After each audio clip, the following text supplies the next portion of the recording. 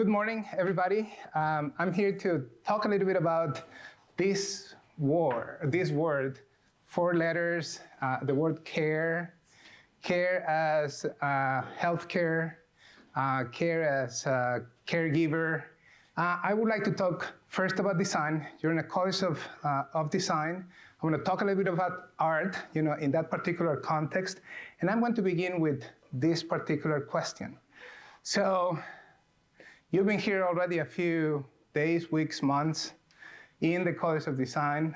And I will ask you, what is design? Have you wrestled with that question already in some of your classes? Who wants to tell me? Who wants to give it a shot? There's no wrong answers, by the way. Go ahead. Like the creation of something. The creation of something. Great. Another definition. I'm going to keep that one because I really like that one. Anything else? Go ahead. Working with others. Working with others. So the creation of something, there's something about doing it with others and teams. That's actually great. Go ahead. Oh, I thought that you were raising your hand. Who else wants to give it a shot? When you hear about design, let me just put it this way. When people hear in the news about design, what does come to their minds? Go ahead. Creation? I think that's right. The process of creating. The process of creating, actually, that is a little bit different than the other answers. The other answers are very focused on, the materiality we're talking about, except for, working with others. That relates to process. So these two are related. There's something about the process that makes it a little bit different. So there's multiple definitions of design, and I'm going to give you an advice as you navigate your careers. You're going to finish here. I do know, because I know a lot of the people who have graduated from the college, that eventually you're going to be leaders in many design fields. And one of the things that will be really critical for you is from time to time to stop, look back, and create a definition that is totally personal. You need to write it down, a definition of design, what it means to be whatever you're doing. It can be, in my case, it's architecture and urban design, what it is to be a graphic designer, an industrial designer, what it is to be an artist, what it is to be an interior designer, and a landscape architect, a planner. All those different disciplines, you need to have a particular definition, and you need to be committed to that definition. And that definition is going to change over time. The world is going to change, your job is going to change, your personal circumstances are going to change. So you need to actually develop a very particular and personal definition of design. If you go and read books about this, this is probably the most basic definition of design that you will find. And that is, it is an activity that transforms, and some people talked about this, a current state into a preferred one. So that actually talks a little bit about this idea of creating something, of taking something, a particular state right now, to analyze it, to study that, and to create something new that actually will make things better. So can somebody just maybe give me an example? How will this apply, for example, to graphic design? Anybody here interested in graphic design? So how will this apply to graphic design? If we are supposed to, I'm going to ask you again. No? Somebody else. So somebody else in graphic design up back here. I saw a couple of hands. Go ahead.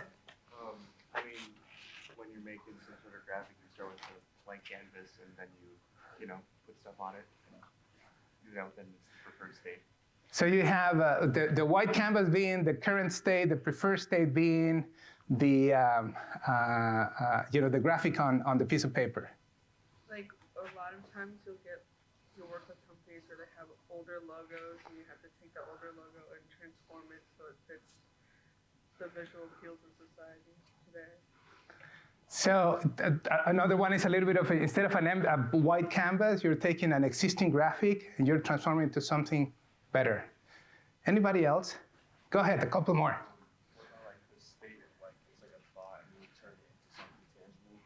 Great, so now we're beginning with not something material, but something that is abstract, and then you make it something graphic.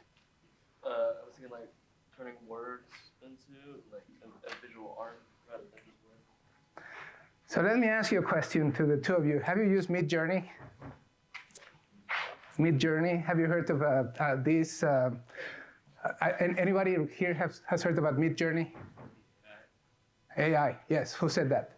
Yeah, so have you used it? No, so what you describe, actually, the two of you, is how Midjourney works. And Midjourney, for everybody to, if you want to Google it after class, not right now, it is an artificial intelligence system that transform a verbal prompt, into a graphic. And if you go and look, if you've read the news recently, the graphics that are produced are extremely realistic and really impressive. So is Midjourney a designer?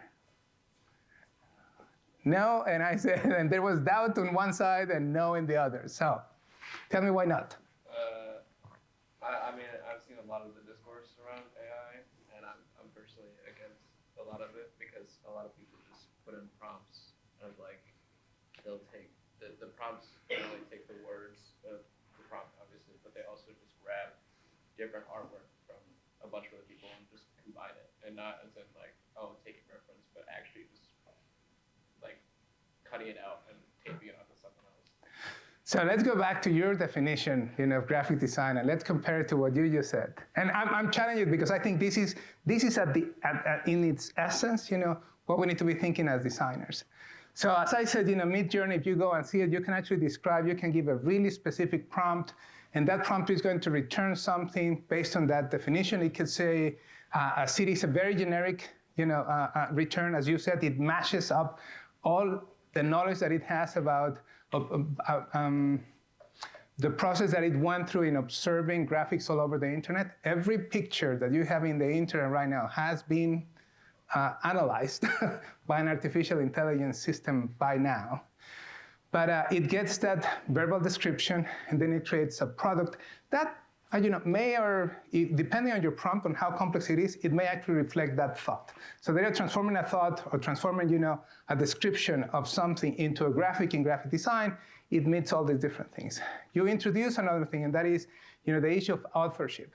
Well, let me put it this way. I'm not sure if you went through a process like this, but many times designers go through a process with what I will call precedent analysis. You study the other people has done graphics around these particular topics, and you use them as inspirations. So the big debate that probably you have read is what Midjourney doing with other images is equivalent to inspiration or is plagiarism? And that's sort of the big debate right now. So what is the missing piece? I actually agree with you that Midjourney is not a designer. But what is the missing piece? Because if I take the two descriptions that we're saying, it's actually very, very, they're very similar. Go ahead. Human creativity, yes. So tell me a little bit more about human creativity. And I'm going to get back to care. I promise this is going to be completely related to care. The whole, to me at least, what sets design aside from engineering in certain places is that design is going about creating a purposed product, but through more creative and artistic, through more creative art and artistic techniques. Mm-hmm. And that's got an implicit human creativity aspect to it that an AI can never replicate. Yeah, I'm actually not sure about the never, but I'm with you pretty much all the way to the end. So tell me a little bit about that, the artistic process. So what will that entail, in a graphic design exercise like the one that we're trying to do? You take in inspiration from around you, and then you iterate on things that you've seen and bring in your own ideas. And you can start with references, but then you create something entirely new, based on those things. So I'm missing one piece. I agree with you 100%, but there's one piece that is missing in this creation of the poster, and it was said somewhere around here before. What are we missing, Are we the only ones that come with these ideas in a design process? Do we do this completely alone? When you're designing a logo, you just suddenly decided that you wanted to design a logo, get into a room and come with one? You're doing it for somebody, don't you? So I think I agree with you, and I think the issue of the creative process and the piece that I'm missing here is that design is a creative process that actually is at its core not an individual activity. And I'm not talking in this case about the team approach that we were talking about before.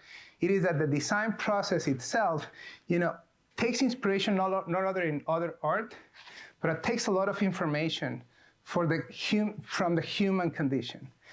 So there is something in an organization that needs to be expressed through a logo. I'm going to continue with the graphic design example, but I'm pretty sure we can do this with every single discipline.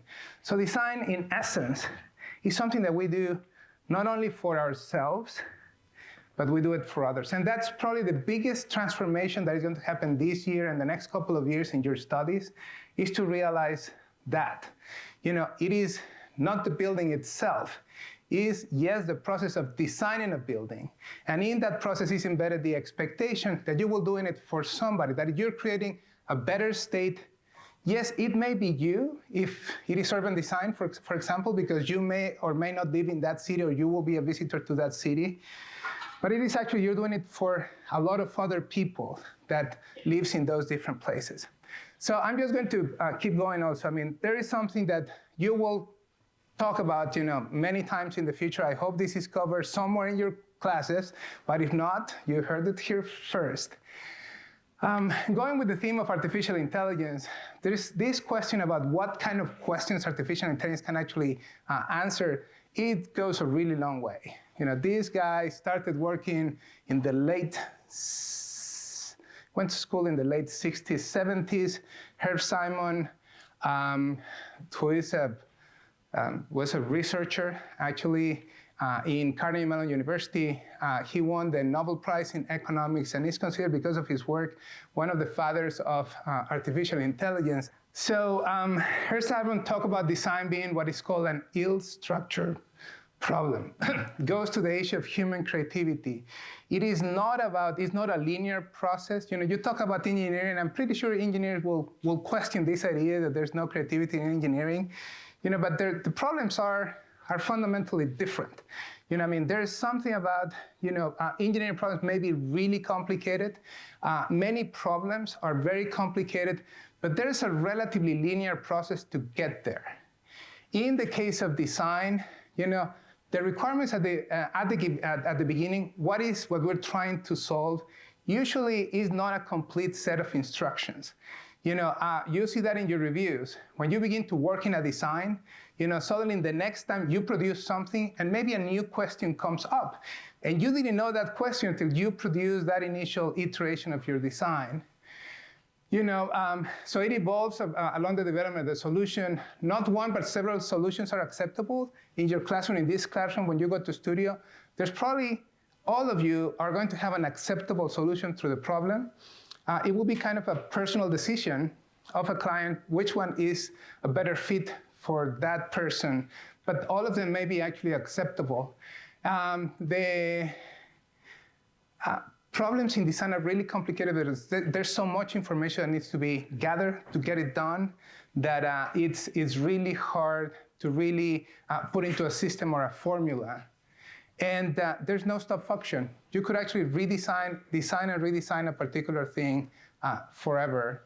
And that's probably the biggest issue with artificial intelligence. Not knowing when to stop a design process is probably one of the biggest issues that you will find. So we talked about, design products versus the design process. We talked about Mid-Journey. This is actually a Mid-Journey solution. My prompt was just modern design, and that's what it came up with. I actually gave them a qualifier about Bauhaus, a style, and I don't know, if you don't know much, if you only have a general knowledge about what Bauhaus and design is, you may actually think that this is actually graphic design coming from the Bauhaus. The problem is it was just done for nothing. It doesn't really have to do anything. And now you're going to tell me, well, isn't art that? I will argue that not. I will argue that art goes through a process of communicating. The partner is society. The partner is history. What they're trying to produce through art is to move that current state of society into a preferred one. And art is actually the way of doing this. So in a way, this is a very, very similar process. So we get to basically the point. And the idea is that what we're going to ask you and what you're going to be doing is to talk about care-based design. What does it mean to focus the design process in issues of care? And the most important question based on our conversation right now is who cares? So let me just give you a couple of numbers, and maybe we can begin to answer this question about who cares about care-based design. The first number is 50 million. This is an example. I can find a lot of examples about this, but 50 million is a good number to begin this issue of who cares about design. As we speak right now, 50 million around the world, when the sun begins to set, are going to just lay on the ground, and that's where they're going to sleep. Very minimum cover, besides their clothes. There may be newspapers, things like that. You've seen this in streets, and you don't have to go. This is not particular to any single region in the world, happens everywhere. This number is bigger than the largest city in the world. So this is a photo of Tokyo, and depending how you count, Tokyo, Mexico City, Beijing, there's all these cities are more or less the same size. They're just a continuum number of dwellings, and wherever people decide to put the boundary and count is what makes one bigger than the other. But at the end of the day, this is what you see, houses all the way to the end. Imagine if all of those construction completely disappear, and then people, as I described, just lay on the ground and sleep in that particular place. 50 million people. There is a state that is not acceptable, that needs to be changed, into a preferred state. The problem in itself is a design problem. So who cares? Well, I'll give you that from this perspective, from the perspective of dwelling, probably 50 million people care about how will we do it. And I will say that right now, we don't have a mechanism to address this. Professions, the system that we have established, the traditions, the business, structure for our professions, really are not really prepared to tackle this problem. It's a problem that is growing. Let me give you another number, 1.5 billion. According to the United Nations, 1.5 billion people, again, just like before, as the sun sets in the world in the next 24 hours, will sleep in what is called substandard conditions. Cardboard boxes, tents, all these different things. $1.5 billion people actually is larger than the largest country in the world right now. So imagine again, the largest country in the world that you can imagine, suddenly everything changes into this.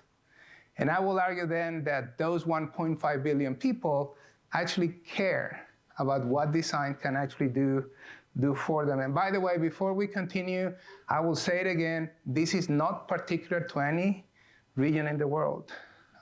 This is the United States. So this happens everywhere, and this is what is counted as part of that 1.5 billion people. So the idea is we need to care. People expect somebody to care about these things, and I will say that design, by the definition that I'm going to pose in a minute, should be the one that is caring about things like this and others that we can actually come up in areas to, think about any sector of the population, and there's big issue that has not been resolved that probably we can make contributions to. So I will argue that care is the first feeling that we have as humans.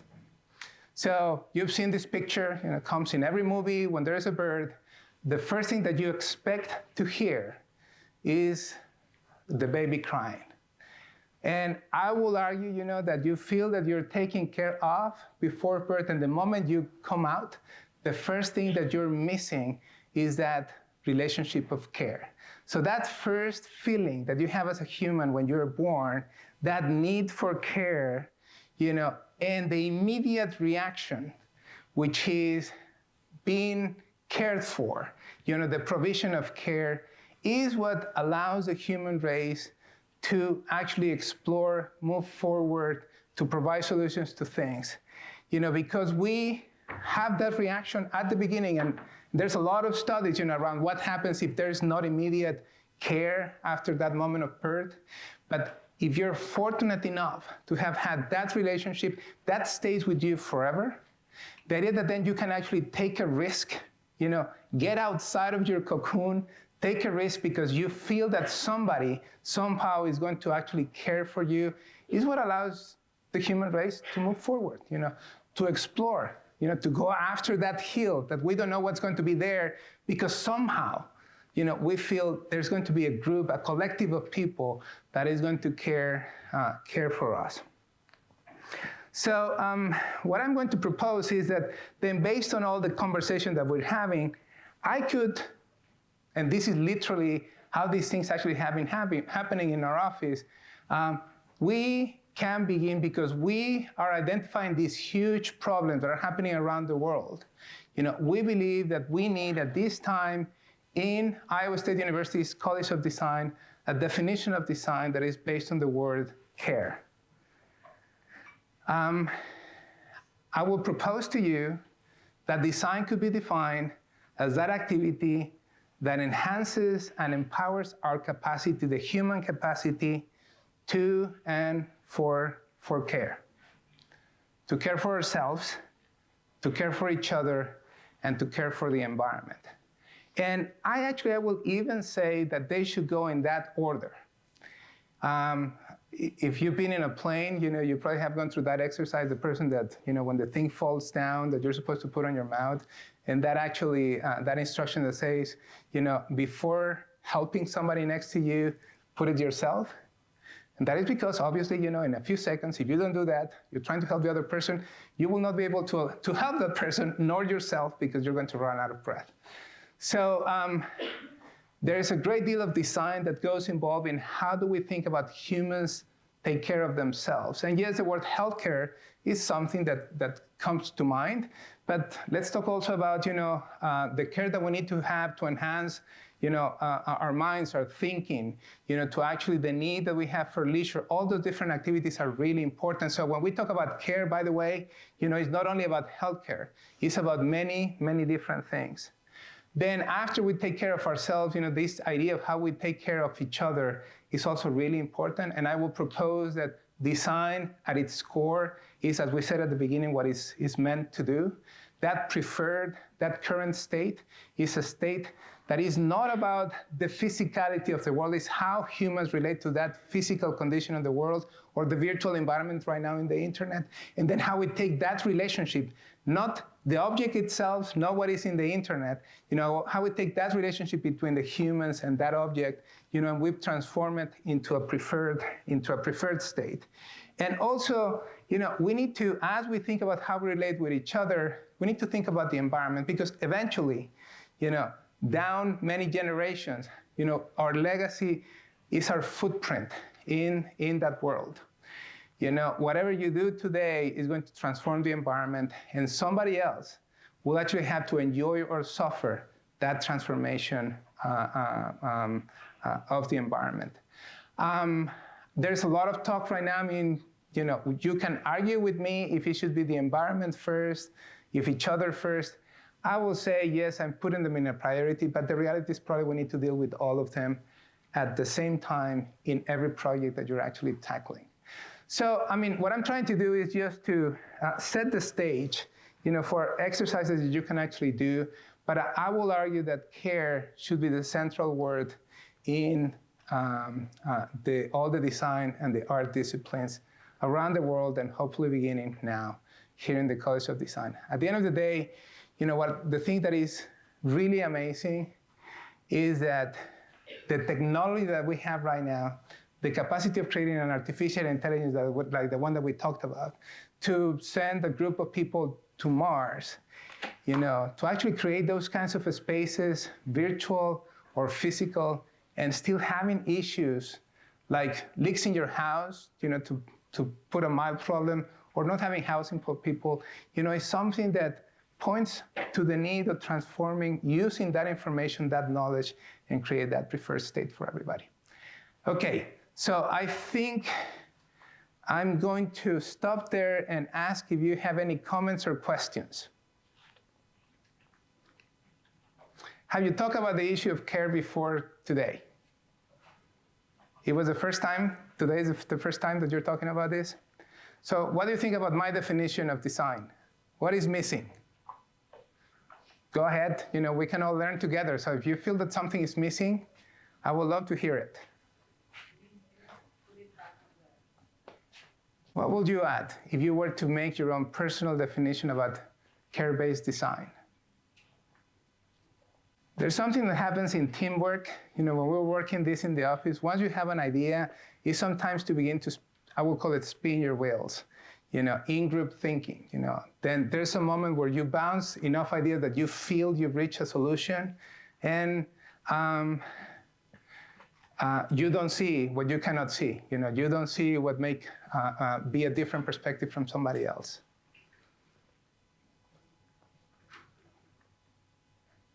So if we ask you to take this definition for the rest of the semester, you'll be comfortable with that? And you can be totally honest. I mean, what happens in this room stays in this room. And I'm not grading you, so if you say something that I don't like, it doesn't really matter. So will you take this definition? Will that be okay? How about you? Would you prefer to do something different this semester? What will that be? This is like a wedding, speak now or hold your peace for the rest of the semester. I think we can actually do a lot of things with this statement. It's going to come over and over again. In fact, I will argue that this is one of the biggest conversations going to happen in the world of design in the next few years. When you actually join the profession, it's going to be related to all these different things and identifying big problems. So I'll just finish then with this. You talked about how in the first 2 years when I came here, we went through a design process that involved all the faculty, leadership, student groups, and staff, and we tried to identify what our strengths were. The strength of the College of Design at Iowa State University compared to many others, and if you came to those recruitment sessions in the summer and you heard me speak, you probably have heard all this before, but the set of disciplines that we have is very unique. Everything that you see every minute of your life is likely to come from disciplines that here in Iowa State, they all live, work, and play together under one organizational structure, under the College of Design. So the power that we have is that because we all are under that metaphorical group, this idea of the many disciplines that need to contribute to the solution of problems, we have that, that's an opportunity that not many other places have. The first year, in the College of Design has people that has all these different interests in exploring all those different disciplines, which means that in your team, you're going to have enough background, interest, curiosity, to tackle problems that in other places will not be as complex. Yes, we're going to expect you to produce work that is more complex than in any other places, and I don't really care what the name of the institution is. It can be in any of the two coasts, it can be somewhere else in the middle of the country, because you have 7 departments, 7 disciplines, 7 interests on 7 groups of people interested in moving that current, the current condition into a preferred one into the future. You can do work that is more sophisticated by definition than other people. You're going to notice that, when you're in your last year, all this collaborative work that allows you to be more, to propose things that are actually more sophisticated than in other places is what is going to get you a job and probably will help you move very quickly up in the ranks of whatever you go and work. So I'm going to ask you then to do that when you think about care. So care about your discipline, care about somebody else's discipline, care about the human condition, and hopefully by doing that, you will produce work that will be much better. Okay, thank you very much then.